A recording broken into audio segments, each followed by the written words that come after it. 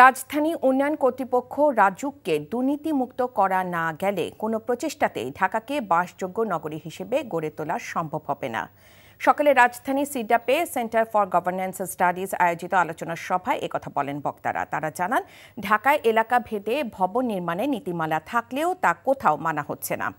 রাজুক কর্মকর্তাদের ঘুষ দিলেই তৈরি করা যাচ্ছে ইচ্ছে মতো দালান। বক্তারা জানান, ঢাকার পরিস্থিতি এখন এমন পর্যায়ে গেছে যে একে সিঙ্গাপুরের মতো পরিকল্পিতভাবে গড়ে তুলতে হবে।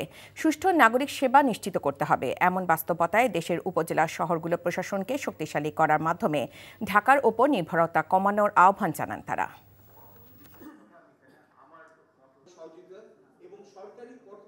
যত আইন কঠিন করি তত ওর আয় বাড়ে।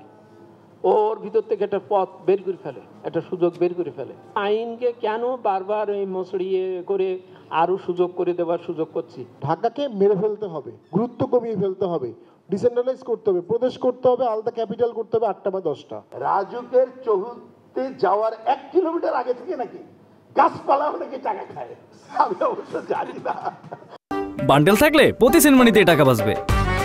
বিকাশ সেনমানি বান্ডেল কিনে জিতুন প্রতি লেনদেনে।